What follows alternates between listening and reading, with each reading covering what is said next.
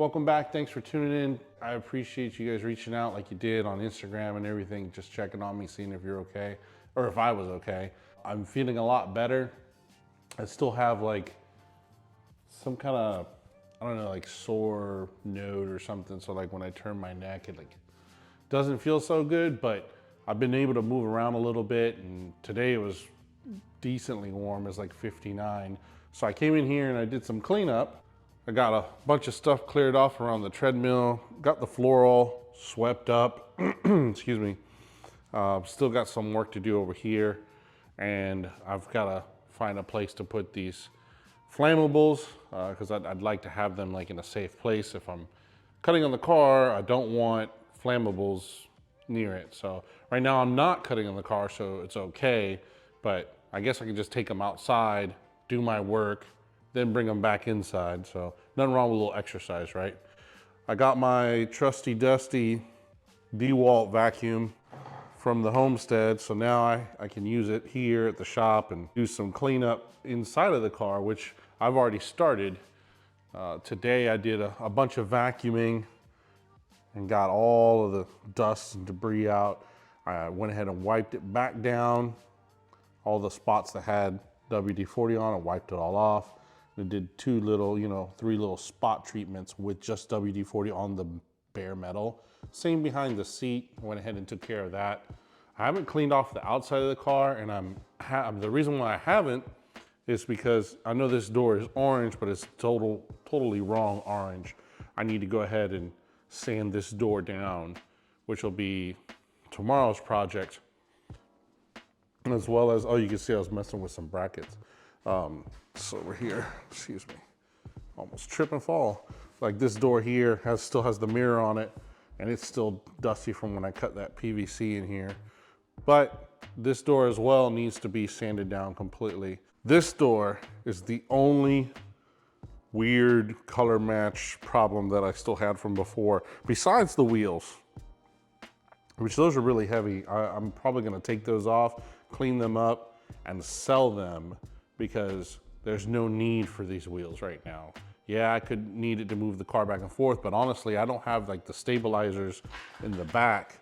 The pieces of, like for example, the panhard bar and things like that keep this axle and the torque arm, things that keep it from moving left and right. So setting it down on the ground and moving it, probably not a really good idea.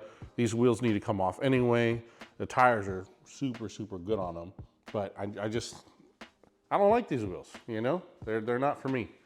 So I need to get those off, and I think I'm gonna do that tomorrow. Because when I take those wheels off, it's gonna give me the opportunity to take a look at the suspension, just make a list of what's completely shot, which is probably everything. Because I mean, it's stuff that's been on there for forever, and heavy parts. So it'll give me a progress report basically, and I can make a list of what I want to get to replace stuff with. But like I said, I have been feeling better, so I've been making some progress in here today, just to get everything, back in the swing of things. Tomorrow, I'll be doing some sanding on the doors, clean up. I mean, I really got to get those doors. Even if it's just primer, I'm fine with that. But the off orange and the horrible black paint on that other door, it's got to go. So at least it'll be primered down in automotive primer and be ready for the paint whenever I make the trip to the paint store to get that done. Because I mean, it is like a 2-hour trip. And I have been going through the LT, the 6.6 liter bolts that came with it, like for parts that I took off of it. And I've been going through my bin here that has like miscellaneous parts and Camaro parts and headlight brackets that I probably won't ever use. But there's a bunch of stuff here that I've been trying to go through and consolidate. Because if I can consolidate all this into one tub, I mean, hey, then I'm good to go. I still have a bunch of more vacuuming that I need to get done. I just, like I said, haven't been feeling the greatest. I've been feeling better, but it's just, it really takes the energy out of you. I made some attempt to wipe this down. I've still got to clean a whole bunch more PVC dust off of here. And I got to put away my salting station, which this is my salt stock that I use to salt my bait when I go fishing. I take my shrimp and I put it in in the salt, and I let it sit for 24 hours, and then I pull it out. You know what, I'll just show you, I'll make like a YouTube short or something, or just a little clip, and I'll show you how to do that. Because it makes the bait, makes the shrimp firmer and tougher, and you can put it on the hook and it'll last longer. I still have the TV over here that I still need to mount. And I've been looking at the hood for the Camaro, and as much as I don't want to, I think what I may do is mount up the fenders and the bumper and see really how high this sticks out, because I think the fender just lays right on here. I mean, that's a whole bunch that I would have to cut out of the hood. But, I mean, it's there. It beats spending $600 on a hood. So do I cut the hood? Do I cut the stock hood and put it on there, and then I have this big monster sticking out of it? Yeah, it's pretty popular with cars with big swaps or whatever. And then, you know, I've also contemplated moving the engine down and back, because I have all the space. The firewall, the Midwest chassis firewall, will come up right to this orange piece of metal, like right here. It'll come up to right there. So I could technically move the engine back and down closer to like a stock position or whatever. And there you go. Then I have more clearance. You know, I gotta do some measuring. I don't know. It's just an idea that I had that maybe I would cut that, and which is really dumb because like it's a really expensive hood. There are zero, none, nada, zilch available for sale in the United States for a Hugger Orange factory SLP hood. If you just, not that color, you're not gonna find one. I mean, if you can find one, if you find one for sale, I will personally send you a free t-shirt.